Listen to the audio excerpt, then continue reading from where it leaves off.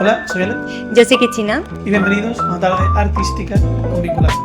Bueno, hoy decidimos hablar sobre el arte y la salud mental. El arte y la salud mental fue un tema que cuando os hemos contado muchas veces que al principio como que rellenamos un montón de temas, hicimos una especie de brainstorming, este tema lo recomendó Cristina y nos parecía guay. ¿Qué es lo que te llamó a ti de este tema, Cristina? Bueno, yo creo que es un tema que siempre ha estado rondando, porque sí que es verdad que yo en el mundo del arte he consumido mucho, pero a través de escritores, sobre todo, ¿no? Autores y autoras.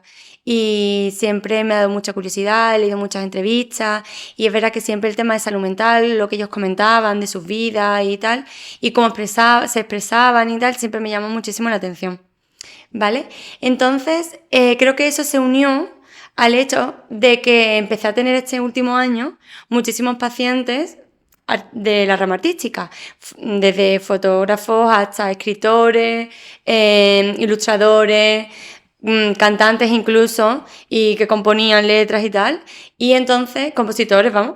Sí. Y claro, algo que me llamaba muchísimo la atención era lo complicado que era a nivel de salud mental poder trabajar en esta línea artística sin que tu salud mental se viera perjudicada. O cómo habían creado una identidad a raíz de cierta sintomatología y para ellos querían estar bien, pero trabajarlo implicaba un miedo muy grande a la pérdida de identidad y había unas disociaciones, había unas repercusiones, muchísimo miedo. Y claro, creo que es un tema que es súper interesante y que cuando yo empecé a leer sobre ello, porque claro, al final tuve que leer muchísimo para poder trabajar con ellos, ¿no? Me pareció que había como poca información, Ajá. ¿sabes? Sí, estaba bien, pero no era un tema que se soliese hablar, Vale. ¿sabes? Más allá de las entrevistas propias de vivenciales, ¿no? Entonces me pareció una idea genial. Y claro, cuando yo pensé en este episodio y hablé contigo, claro, no se me ocurrió otra cosa, obviamente, que decía yo, este episodio lo tengo que hacer con Lara, Lara. ¿vale? ¿Quién es Sí. Lara? Lara, para mí una referente. Me encanta, la conozco desde hace muchísimos años. Es una chica que además no solo es que sea escritora y que encima es psicóloga, sino que además es dueña de una editorial que se llama Ediciones en el Mar. Y, y me encanta muchísimo porque siempre ha tenido unas aportaciones y una visión muy, ¿cómo te lo explicaría? Como muy vivencial, y siempre ha sido como su salud mental ha ido a través de su mundo artístico y sus experiencias artísticas, siempre han ido de la mano, siempre ha hablado con muchísima honestidad y obviamente no podía, para mí este episodio sin ella me parecía como una pérdida, como que no tenía sentido grabarlo sin ella, entonces bueno, pues Bueno, pues nada, aquí, ahora mismo, está ha Lara. aparecido Lara. ¿Qué tal, Lara? ¿Cómo estás? ¿Qué tal? Bueno, nos han mandado un guión gigante Sí. donde vamos a hablar sobre eso, sobre muchas cosas. Yo tengo muchas ganas de ver cómo nos vas abriendo estas puertas y nos vas inundando de este conocimiento a través del arte y la salud mental. Pero bueno, eh, creo que nos gustaría que nos hicieses como una pequeña introducción al tema. ¿Qué es lo que cuando te propusimos el tema, qué es lo que pensaste? ¿Cómo fue un poco tu vivencia?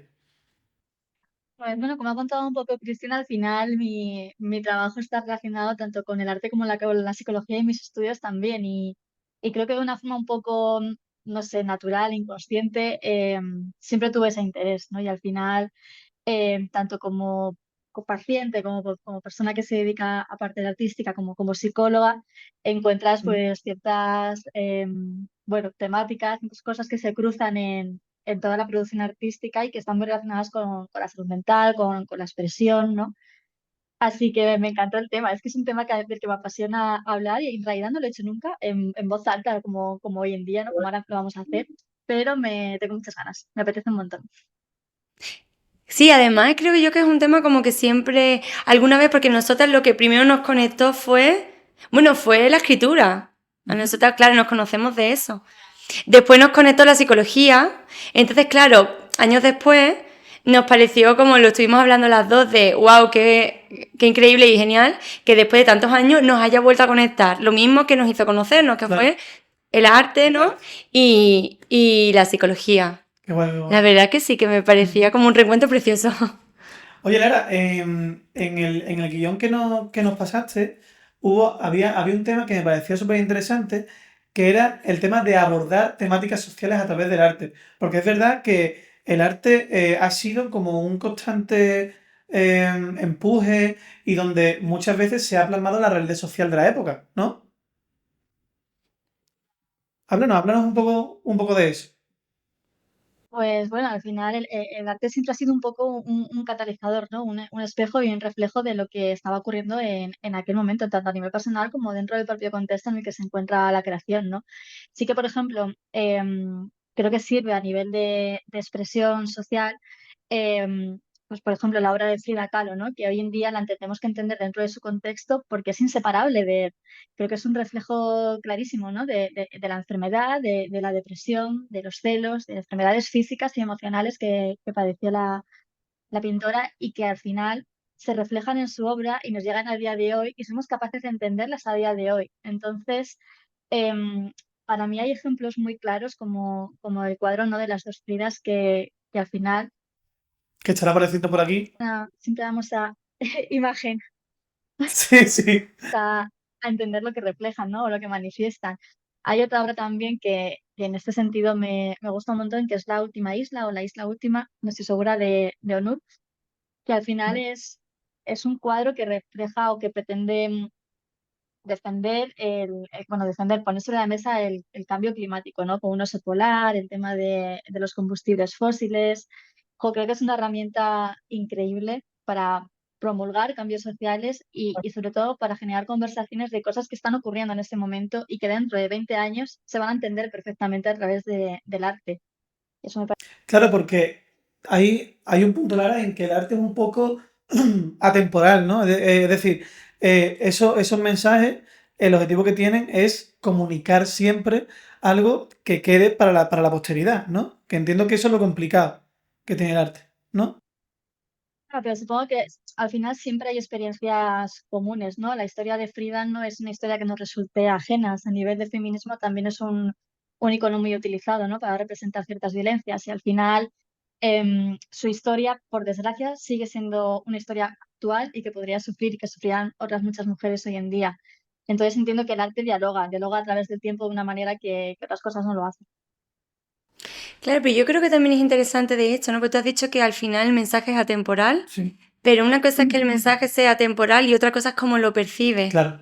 la persona, porque aunque el mensaje puede ser el mismo, Ujú. dependiendo de la época, dependiendo de quién mire, dependiendo de quién lo consuma, puede llegar a una finalidad u otra, ¿no? Claro, claro. Que creo yo que es lo más llamativo e increíble del arte al final, ¿no? Claro, Que a lo mejor tú y yo bueno, podemos ver la misma obra o la misma ilustración, o un mismo cuento, o un libro, y a lo mejor las conclusiones que tú sacas o lo que tú crees que está intentando decir el artista o la artista no tiene nada que ver con lo que yo saco, porque yo creo que también una de las cosas que pasa es que al final tú plasmas tu propia vivencia y tu propia perspectiva, ¿no? claro. Y se ve como sesgado, que al Ujú. final el Sí, sí. arte es subjetivo no solo por quien lo realiza, sino por quien lo consume y quien lo vive. Totalmente. Claro, este valor subjetivo del arte es lo que hace que el arte sea tan especial, ¿no? Ujú. Porque es verdad.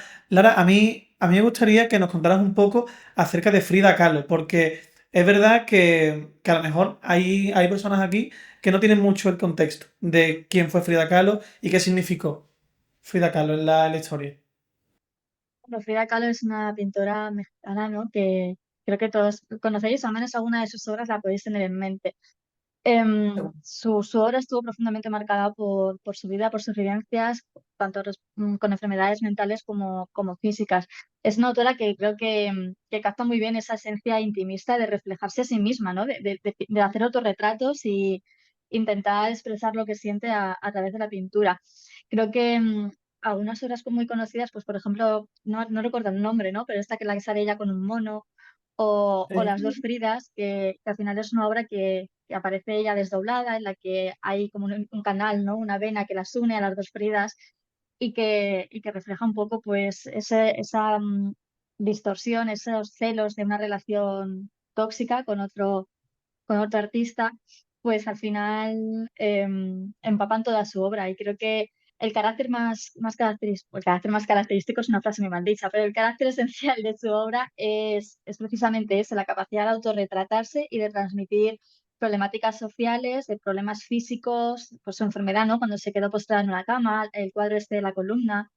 Em, Al final creo que es una artista que fue quizá pionera a la hora de no tener miedo a retratarse a sí misma todo el rato, ¿no? Tu obra puede ser todo lo egocéntrica de que tú quieras, porque al final trata de ti. O sea, se está reflejando a sí misma y no pretende contar otra historia, sino así, bueno, su propia historia. Y creo que eso es lo que más caracteriza a Frida. Qué guay. Vale, si hay algo que a mí me gustaría comentar contigo, ¿no? Y que también tú me dieras un poco tu visión. Es un poco raro esto, ¿no? Sí, Porque porque te tengo que imaginar a ti aquí a mi lado, ¿no? En mitad del aire todo el rato, pero bueno, intento focalizarte bello, y sí. te veo. Pero bueno, que hay algo que, por ejemplo, yo me he encontrado mucho y que me gustaría también saber tu visión y tu perspectiva, porque una de las primeras cosas que yo me encuentro cuando trabajo con personas en el ámbito artístico es el miedo que tienen al cambio. Ujú. ¿No? Porque al final la terapia significa cambio y hay muchos que aunque saben que tienen que venir o se mentalizan para venir porque lo necesitan, no deja de generarle mucha ansiedad y mucho miedo el venir por lo que puede producirse. No solo a cambio a nivel personal, sino cambio a nivel artístico, su percepción, la manera que tienen de focalizarlo, a lo mejor la base de lo que les hace inspirarse, al final estamos hablando de que es un cambio emocional, con lo cual eso se va a ver afectada a su obra. No sé qué, me gustaría saber un poco tu opinión, Claro, porque, que me porque, comentes. Lara, también hay un punto que yo creo que es interesante y a colación de lo que dice Cristina, en el que se romantiza muchas veces estados emocionales como depresivos, ¿no? Como que siempre se ha dicho que los mejores discos de Alejandro Sanz o los mejores discos de tal, de los cantautores, vienen cuando peor emocionalmente ellos están, ¿no? Este miedo al cambio Claro, es y es que como, como no que sé, conecta, porque la gente como que conecta mejor con la con la tristeza, tristeza sí, sí. que con la alegría. Sí, sí. Yo, por ejemplo, yo qué sé, cuando yo algunas veces he escrito y tal, yo, a mí me da sensación de que yo me siento más inspirado y mis emociones están como más en la escritura cuando estoy más triste. Mm. No sé, Lara, qué nos puedes contar de esto. Bueno, a ver, yo entiendo esa sensación porque cuando yo empiezo a escribir también tengo ese sentimiento de decir, creo que cuando estoy mal es cuando mi creatividad o mi carácter artístico aflora más, ¿no? Pero realmente no estoy segura de que sea cierto. Lo que sí que puede ser es que estemos más presentes y más en contacto con todas esas emociones y con todos esos sentimientos, ¿no? También que haya una onda expansiva de sentimientos en el momento en el que te centras en ciertas emociones, que seas capaz de profundizar más en ellas, de expresarlas mejor, de concentrarte más en todo lo que sientes, ¿no? Yo no estoy tan segura de que haya una relación intrínseca como tal con tristeza y producción artística, pero sí que creo que puede que la provoquemos nosotros, ¿no? O sea, personas que tienen ciertas tendencias artísticas, al final empezamos a indagar en nosotros mismos, a intentar reflejar lo que sentimos y es muy reconfortante, en cierto modo, quedarnos ahí, porque es algo que conocemos, es algo que entendemos, es algo que sentimos y ser capaz de expresar tanto también tiene un carácter muy de, bueno, de que te da algo positivo, ¿no? De que te refuerza esa conducta. Entonces, bueno, creo que la relación, eso, la creamos probablemente nosotros. Y quiero pensar que una vez que se pasan ciertos estados de tristeza o de melancolía o lo que sea, esa capacidad de crear está dentro de nosotras y no corresponde solamente a una emoción. O sea, es algo que podemos trabajar y desde otros lugares probablemente. Y quizás salgan cosas distintas, pero no por ello a lo mejor menos interesantes. Claro, sí, estoy totalmente de acuerdo Sí, contigo sí. porque al final es un poco el enfoque que yo intento cuando trabajo con ellos hacer, pero la realidad es como que hay un miedo enorme, Ujú. porque es como, bueno, es que esto soy yo. Claro. Y por ejemplo, a nivel de ilustraciones, mis ilustraciones van de la mano con esta sintomatología, estos pensamientos, o estas conductas autodestructivas. Es que si yo cambio esto, no Mi arte va solo a cambiar. mi arte cambia y no sé quién soy a Claro, nivel artístico. claro. Y es verdad que a lo mejor sí me ha pasado en terapia de a lo mejor empezar a mejorar y que ya han recibido críticas al Ah, respecto. ostras, esto ya es Ya no es, traumatizante. claro, como tu estilo ha cambiado, ya no es lo de antes, me gustaba más en la anterior época, conectaba contigo más, porque creo que estoy muy de acuerdo contigo, Lara, del tema de que podemos crear desde otras emociones, pero creo que es complicado cuando tienes tanto miedo y estás tan mal hacerlo si tienes un contexto que no para de castigarte o reforzarte Claro, dependiendo de lo que tú muestres o en el estado en el que tú estés. claro. ¿No, Lara? ¿Qué piensas sobre cuando el contexto no acompaña al autor o a la autora a la hora de realizar su arte? Porque es verdad que este miedo al cambio muchas veces se refuerza, como ha dicho Cristina, por la identidad que los demás tienen sobre esa persona, ¿no? Es como, de repente hay otra época en la que ese autor o autora se expresa de manera un poco diferente y de repente da la sensación para el contexto como que se ha perdido esa identidad. ¿Qué hay de cierto en eso? ¿Cómo pueden ellos de esta manera intentar porque que no se pierda como esa identidad? Oh, qué pregunta tan difícil. Ojalá yo tuviera una respuesta para algo así, la verdad es que no lo sé. Lo que sí que creo es que al final cuando conoces a un artista y te gusta algo que ha hecho, hay unas expectativas sobre lo que esperas de ella a toda costa, ¿no? De decir, no sé, Lana del Rey, por ejemplo, ¿no? Pues quiero que Lana del Rey siga haciendo los discos sobre chicas tristes y que, o sea, tienen relaciones tóxicas y que hagan tal. En el momento en el que algo cambia, ese disco ya no me gusta, ¿no? Porque tú esperas algo de ella constantemente. Los artistas evolucionan a nivel personal, a nivel profesional y tienen, creo, también el deber de ser fieles a sí mismos y no a su audiencia, ¿no? De indagar y profundizar en nuevos intereses. Creo que sería bastante problemático esperar que un artista siempre nos ofrezca lo que queremos a costa de todo, a costa de su tristeza, de su salud mental. Al final, podemos admirar distintas fases y sentirnos más cercanas a unas o a otras en algún momento. Pero, joder, imagínate, pues, por ejemplo, Frida Kahlo, que lo comentábamos antes, es un ejemplo muy claro, ¿no? Pues Frida Kahlo tiene obras muy alegres, llenas de flores, de elementos de la naturaleza, y luego tiene obras profundamente dolorosas sobre la enfermedad y sobre ciertas emociones que ella tuvo. Entonces, pedir a alguien que sufra para que te dé el arte que a ti te gusta consumir es muy, muy egoísta y creo que ahí también debe haber un proceso de introspección bueno, de trabajo personal, de comprender que al final los artistas evolucionan y tienen que hacerlo. Está bien que lo hagan. Sería un problema quizá que no lo hicieran. Claro, porque es verdad que el cambio en el arte muchas veces se recibe como negativo, porque siempre hay como esta esencia, ¿no? Y en el momento que se cambia, de repente es como, ya no es el mismo, pero eso no significa que sea peor, que sea menos interesante, ¿no? ¿Qué es lo que va? No, sí, yo creo que al final eso pasa en todo, ¿no? Que creo que como artista al final tú vas probando Claro, y obviamente sí, a nivel individual, independientemente de seas artista o no, cambias y cambias de gusto, de metas, de objetivos, es normal que que también lo hagas a nivel artístico. Pero claro. sí que es verdad que es heavy lo que acaba de decir Lara, pero que pasa muchísimo y está muy normalizado. Absolutamente. O sea, ¿cuántos cantantes, por ejemplo, tienen críticas porque a lo mejor cambian su estilo o a lo mejor libros o, por ejemplo, cuando la temática, como bien ha dicho Lara, ¿no? Es algo de relaciones tóxicas, tristeza, vacío, existencia, y ahora empiezas a hablar desde otro punto. Uf, eso como que no Genera mucho genera rechazo. mucho rechazo. Absolutamente, absolutamente. Oye, Lara, y en relación con esto, el arte, aparte bueno, de los cambios y de tal, también sirve para terapia, ¿no? Es decir, hay un punto en que el arte es muy terapéutico, ¿no?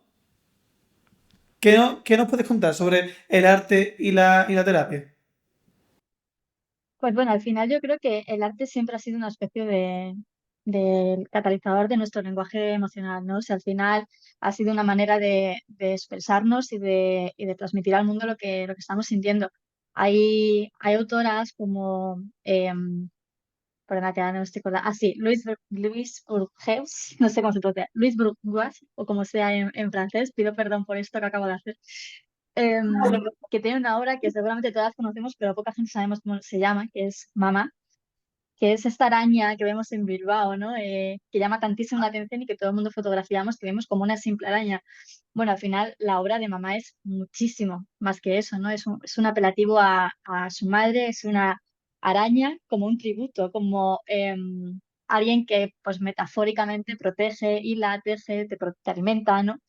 y al mismo tiempo como un animal, pues protector, depredador, que encarna pues fortaleza y al mismo tiempo fragilidad, que da miedo y respeto. Entonces, es increíble como tantísimas emociones se pueden transmitir con algo así. Poca gente a lo mejor piensa en retratar a su madre como una araña, ¿no? Con patas gigantes y demás, pero al final detrás de esa obra hay un sentimiento muy interesante y, y creo que en muchas ocasiones terapéutico, porque nos quitamos un poco el miedo a expresar lo que sentimos, a decir cosas que a lo mejor pues no sean apropiadas o de la forma en la que no quieres hacer daño a otra persona. Y a través del arte encontramos una herramienta muy interesante para transmitir muchísimas cosas que a lo mejor a primera vista, cuando tú ves la araña, pues no las ves, ¿no? Entonces, me parece muy interesante ese ejercicio de desarrollo a través del arte. Fíjate Ay, que, nada, nada, Didi. fíjate que yo en sesión, eso por ejemplo, yo trabajo sobre todo con niños y adolescentes. Y yo eso lo he visto mucho, de que algunas veces han venido como muy enfadados o muy tristes y tal. Y el dibujo me sirve a mí mucho como catalizador de esas emociones, ¿no? Como, vamos a ver qué estás sintiendo, cómo lo estás sintiendo, qué significa para ti esta emoción. Y recuerdo un dibujo que me dibujó un chico que el enfado suyo era todo el papel como, como con rayones negros, ¿no? Y, y yo lo tengo allí en el despacho y me parece muy guay mirarlo y decir, mira, esto es el enfado, ¿no? Porque lo retrató de manera como muy específica, ¿no? Como el enfado es Rayones negros y rayones negros, oscuros.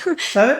Que contrasta mucho cuando, por ejemplo, después pues, le decía, venga, vamos a dibujar algo alegre, algo tal. Pero me pareció como muy, muy poderoso el estoy enfadado, para mí el enfado es esto, ¿no? Y Ujú. me pareció muy guay. Y también creo que a nivel terapéutico sirve mucho después para reflexionar un poco acerca de qué he hecho, qué sentía en este momento, me transporta un poco a esas emociones, ese dibujo, ese tal, y me parece guay. De hecho, Cristina comentó hace unas sesiones que ella había un punto emocional, ¿no? Un nivel emocional en el que a través de la escritura Sí, se trabajaba también, ¿no? Que también. claro, sí que yo uso mucho el arte como canalizador, sobre todo a la gente que tiene esta rama artística. Claro, Incluso hay un proyecto que siempre se lo comento a todos, sí.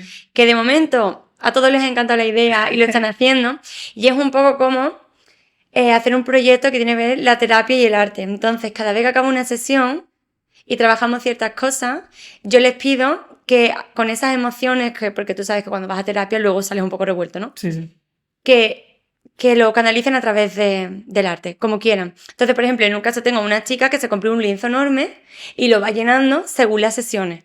Y entonces va como añadiendo cosas. Otra chica que tiene un cuaderno. Un chico que se dedica a fotografiar, pues dependiendo de la emoción, la situación en la que esté, ciertas cosas u otras. Qué guay.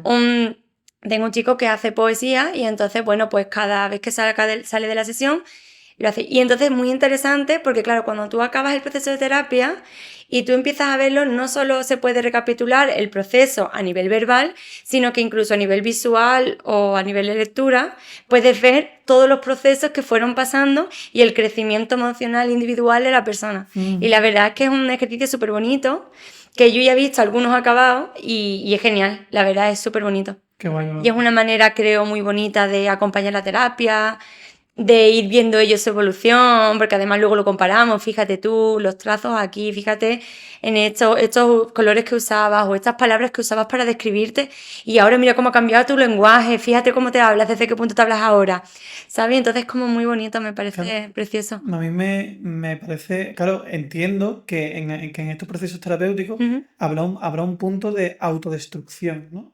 Con respecto a la salud y al arte. Porque el arte y la autodestrucción, la salud mental, son conceptos que parece que están aislados, pero están muy relacionados muchas veces. Porque muchas veces el arte en los artistas implica como esta necesidad de autodestruirse, porque hay muchos artistas que son muy perfeccionistas, Mm. ¿no? Lara, ¿tú qué piensas de, De lo que estábamos eso? diciendo. De lo que estamos hablando? Jo, pues es que sí, es que al final es muy interesante porque bueno, como comentaba Cristina, a la hora de expresarnos en arte como terapia, ahí hay un punto en el que también nos podemos hacer daño a nosotros mismos, ¿no? Como por ejemplo, como elemento artístico en el que creo que se refleja esto muy bien, em, está la noche estrellada de Van Gogh, en la que podemos ver eh, pues lo que realmente Van Gogh veía cuando miraba los cipreses del jardín, ¿no? Aquellas alucinaciones en las que los elementos se movían, las estrellas pues vibraban, ¿no? Todo ese carácter tan simbólico que él recoge tal y como él lo ve, expresan algo que si no lo hubiera hecho de esa manera, nosotros no podríamos entender a día de hoy pues su enfermedad, lo que estaba pasando, por lo que estaba viendo. Entonces, aunque eso tiene un valor innegable, al mismo tiempo, cuando trabajamos con obras artísticas, tenemos que tener en cuenta que hay un punto en el que de repente hemos dado un salto, ¿no? Y a lo mejor esa creación artística se ha vuelto un poco destructiva, ¿no? Cuando convertimos un poco la creación artística o el arte en nuestra obsesión, en algo que en lo que volcamos todo, ¿no? Pues como Silvia Plath, como otras muchas artistas, Bell Hooks, ¿no? Artistas que han hecho del arte su profesión o de su activismo o su enfermedad, su profesión. Al final es fácil, creo, caer un poco en esa espiral autodestructiva de recrearnos, porque al final está pasando tu arte en tu dolor. Y entiendo que es muy complicado salir de ahí en el momento en el que, pues, por ejemplo, Silvia Plath, ¿no? Podemos leer una cantidad inmensa de poemas en las que cuenta, pues, cómo atraviesa, pues, tristeza, una posible depresión postparto, estados bipolares o, bueno. Entonces, al final, leer todo aquello y escribir todo aquello tiene una carga emocional tremenda, que al mismo tiempo te puede liberar, como atraparte en ese sentimiento, ¿no? Por querer seguir creando. Entonces, sí, entiendo que hay un puntito muy difícil en el que encontrar el equilibrio. Claro, es como, yo diría que es un poco como la línea roja, ¿no? Lo que habría que trabajar, por ejemplo, a nivel de terapia al menos sería la línea roja entre yo puedo crear una identidad artística y expresar ciertas emociones, pero para la obra. Y luego volver a un estado de salud mental estable, Claro, entre comillas. claro. Por ejemplo, un enfoque que yo di al menos una vez y fue bien, era vale, si tú quieres hablar sobre la época a lo mejor que tuviste, pues de pensamientos suicidas y de acciones suicidas, porque para ti es importante hablar del tema y explorar sobre ello, genial. Cuando tú lo escribas, intenta ponerte, pero desde un papel como secundario, no sé si me explico. Sí, sí. Recuerda esos episodios, recuerda cómo te sentiste, intenta plasmarlo, intenta revivirlo entre comillas, pero En ese, sí, en ese- en ese momento concreto. Pero luego creamos como un par de ejercicios para volver a conectar con la actualidad de no hace falta estar así para poder crear o hablar de esa temática. Que como vivencia, obviamente vas a dar un punto de vista que otras personas a lo mejor no pueden aportar. Claro. Genial, pero que no tienes que seguir en esa vivencia para poder trabajarlo. Entonces creo que es un poco como crear como la línea roja, ¿no? Que nos proteja. Entonces, y aprender a diferenciar esto es dañino para mí, no lo hago, vale, esto, si me protejo, puedo hacerlo. Y ir viendo un poco dónde está como la línea roja de cada persona. No sé si qué opinas de esto, Lara, que estoy comentando. De verdad, un segundo que os diga, pero es que me ha salido una alerta que dice que se va a terminar la reunión en 10 minutos. Ah, vale. Vale, no pasa nada, porque de todos modos es buen momento, ¿eh? Si fueran 10 Sí, sí. minutos. Vale, vale, perfecto. Perdona, ¿me repites la pregunta? Sí, no te preocupes. Lo que te estaba comentando un poco es que el enfoque que doy yo a veces en terapia es crear la línea roja, ¿vale? Es decir, que tú hayas vivido ciertas situaciones a nivel emocional extremas y que tú quieras plasmarlos, no significa que solo lo puedas plasmar mientras las estás viviendo. Claro. Es decir, como de manera secundaria puedes intentar pensar aquella época, esos tipos, por ejemplo, para personas que han tenido a lo mejor vacíos crónicos, pensamientos suicidas y quieren hablar sobre ello en su obra. Puedes intentar recordar toda esa vivencia y hablarlo como persona que lo ha vivido, pero no hace falta que te pases toda tu vida viviendo eso para poder expresar sobre ese tema. Entonces como que intentamos como separar el perfil artístico, la persona artista, de la persona secas. Y es como en terapia un poco ir como creando muros que nos permitan protegernos, que es lo que yo llamo la línea roja al final, ¿no? Claro. Que es lo de, si pasa línea roja, ni no, problema. Entonces te preguntaba un poco qué opinas de esta pauta y eso. Eh, pues sí, estoy totalmente de acuerdo. Al final creo que la línea entre utilizar el arte de manera terapéutica o de manera destructiva es una línea muy, muy fina y a veces muy difícil de separar. Creo que, por ejemplo, hay autoras en las que esto se ve claramente y en las que su obra es inseparable de su vida, de su dolor, no como en Silvia Plath, en el caso de sus poemarios, o en el caso de la obra de Virginia Woolf, ¿no? En el que ella digamos que tenía un proceso en el que se absorbía por completo cuando estaba creando una obra y no vivía para nada, solamente para la creación de esa obra. Una vez que la terminabas, había un sentimiento ¿no? de vacío en el que volvían algunas crisis, un poco por la sensación de parar y de ya no tener un proyecto en el que volcarte entera, ¿no? Creo que al final es muy difícil separar eso y también creo que el arte favorece que haya una especie de simbiosis en esos aspectos, porque por ejemplo em, Silvia Plath respecto, no, perdón, Anne Sexton respecto al suicidio de Silvia Plath, dijo algo así como que esa muerte era suya, que los suicidas tienen un lenguaje especial, ¿no? Que, entonces dices, jo, al final, personas que han pasado por mismas emociones, por mismas sensaciones, son capaces de entender el dolor o el suicidio de otra persona hasta el punto de empatizar con él y claro, el nivel de tristeza, de sensaciones negativas que eso puede producir es muy, muy alto. Entonces, la creación artística y ese tipo de sufrimiento han estado siempre muy ligados en algunas personas y sí, son prácticamente inseparables en sus obras. Creo que de ahí también que se reproduzcan tantas vivencias similares o compartidas y que tantas personas a día de hoy puedan empatizar con ellas, a pesar del sufrimiento, ¿no?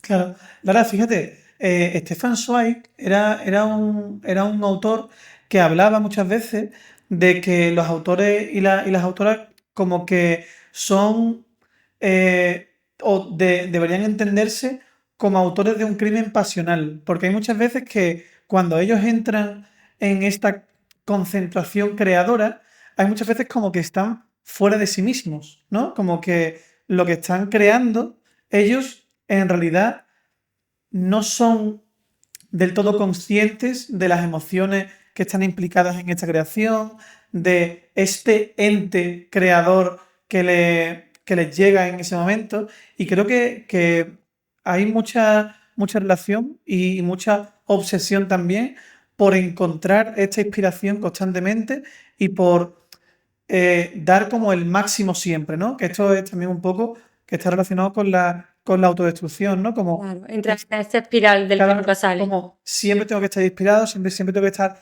al 100%, porque en este momento me salió esto, que para mí es la cúspide, y siempre tengo que conseguir como ese nivel, ¿no? Y entiendo que esto también tiene un punto autodestructivo del que es muy complicado salir, porque ya has visto que ha habido antes un punto que para ti ha sido muy alto. Quieres llegar otra vez a ese punto y eso entiendo que comporta muchos comportamientos autodestructivos. Es más, yo creo que eso que estás contando ahora tiene también mucha relación con la...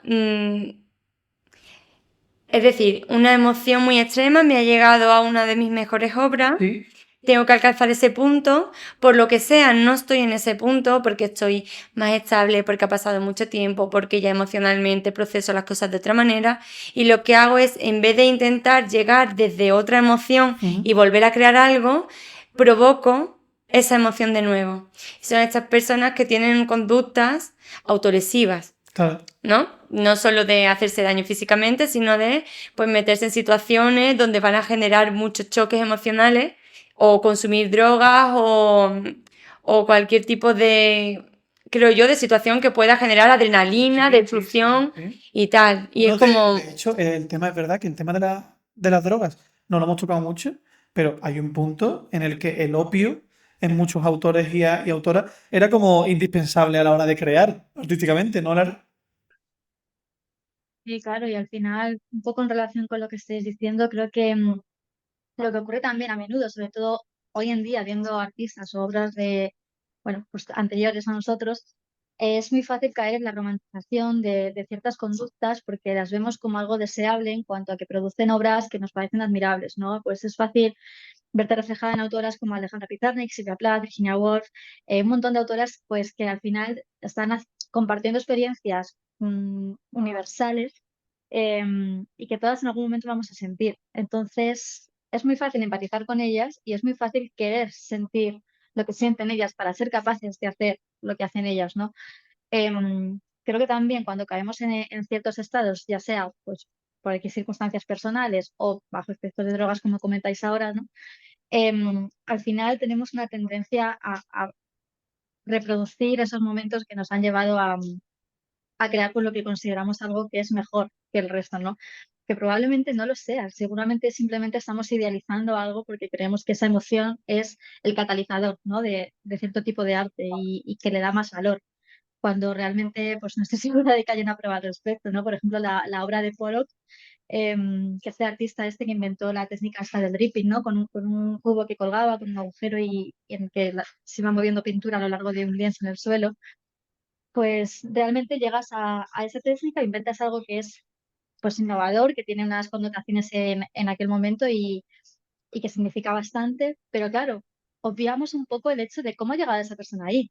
Al final, Polo, que era una persona que era alcohólico, se cree que pudo tener un trastorno bipolar, y bueno, ciertas cosas que se arraigan a estas condiciones que llevan a la creación, a lo mejor, de eso, pero nunca sabremos si fue la causa realmente o no. Entonces, intentar emular o intentar posicionarnos en el mismo estado mental o emocional que ciertos artistas o en nuestros propios referentes, em, para intentar emular ciertas obras me parece muy problemático y muy peligroso. Al final, un artista que, pues Virginia Woolf no es su enfermedad, Silvia Plath desde luego no lo era. Hay una biografía, Cometa Rojo, que os recomiendo muchísimo, que habla mucho sobre la romantización de esto, ¿no? De su enfermedad y su suicidio y cómo al final obviamos la parte del artista que es independiente de esa enfermedad y que en episodios en los que no estuvo tan mal siguió generando obras increíbles.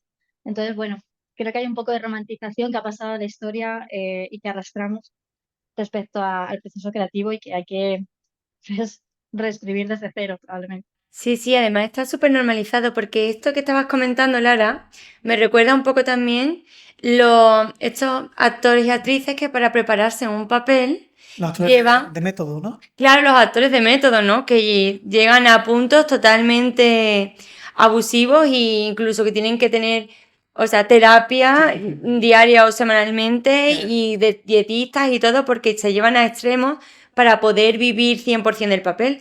Y eso, por ejemplo, es muy admirado. Sí, sí, sí, pero es verdad. Es muy admirado, el caso- está muy normalizado. Sí, el caso del actor que hace del maquinista. Claro, es que estaba pensando en el maquinista, Christian Bale. Christian Bale ha tenido como 1 millón de cambios físicos y eso es como peligroso. Hombre, es que ha tenido consecuencias para Claro, él. claro, Incluso, en claro. plan. Pero, o como Jared Leto, que Jared Leto le mandaba condones usados a la que hacía de Harley Quinn cuando hizo del Joker, ¿sabes? ¿Sí? Sí, sí, sí. Y, Wow. y pájaros muertos, Sí, porque sí, se estaba súper metido. quería meterse en el papel. Lara, me encantaría estar aquí escuchándote 3 horas, sí. Pero bueno, yo creo que ya hemos comentado como muchos puntos así importantes, ¿no? De qué significa el arte, y qué relación tiene con la, con, La salud con la salud mental. mental, ¿no? Entonces, bueno, algo para acabar, alguna conclusión que te gustaría decir o que para ti sea importante que nos llevemos tanto nosotros dos como los que estén viendo o escuchando esto. Pues mira, esto es un poco improvisado, pero tal cual lo estabais hablando ahora mismo respecto al cine, ¿no? Y a directores de método, me estaba acordando de Stanley Kubrick, ¿no? Cómo maltrató a Shelley Duvall, la actriz que hacía de Wendy Torrance en El Resplandor, junto a Jack Nicholson. Y, y cómo todos conocemos esa escena, ¿no? En la que está subiendo por un bate por las escaleras y cómo hay pues una narrativa sobre cómo la maltrató y le gritó durante horas y le hizo repetir la escena 1 millón de veces para provocarle un estado de estar exhausta y que eso se reflejara en la película. Estoy segura de que Shelley Duvall hubiera sido capaz de hacer esa escena sin ese tipo de maltrato. Entonces, yo la conclusión con la que cerraría todo esto es que no podemos justificar. No podemos justificar la tristeza, ni la violencia, ni ciertas conductas autodestructivas, ni la romantización de ellas, porque haya productos que hemos visto que nos han gustado, porque probablemente las personas que han vivido esas experiencias han sido profundamente violentadas o han tenido un sufrimiento enorme. Entonces, no caigamos en el error de romantizar esas obras y de creer que el sufrimiento es el catalizador del arte. Hay muchísimas maneras de llegar al arte, el propio arte en sí lo demuestra, todas las emociones son potenciales de provocar grandes creaciones y vamos a intentar trabajar desde otro lado, movernos de otras emociones y no caer en eso, porque es un poco creo una falacia. Claro, Totalmente de acuerdo. absolutamente. Claro, no tengo nada más que añadir. O sea, estoy totalmente de acuerdo. Sí, muchísimas gracias por venir, Totalmente. por abrirnos esta puerta. Me ha parecido Sí, un episodio muy bonito. súper interesante. Estoy muy orgullosa del Sí. episodio, del guión y de haberte tenido aquí con Sí. nosotros. A las personas que nos estén oyendo o viendo, si por lo que se esté viviendo un proceso así, si veis que es algo que es muy difícil, si siempre está la terapia, Claro. podéis acudir Ujú. o incluso, bueno, recomendar, pondremos aquí el libro que ha Sí, recomendado Lara, que también habla de ello. Y Y nada, ya os decimos, como siempre, ideas a través de redes sociales. Poco más que añadir. Yo creo que ya está, así que, ay, qué contenta estoy. Me ha encantado, muchísimas gracias, Lara. Voy a levantar mi taza y a chocar contigo, ¿vale? Levanta tú tu taza del café también. Y tú ponla central y... vamos a disfrutar todo. Ay, nada, hasta la semana que viene. Adiós, Lara.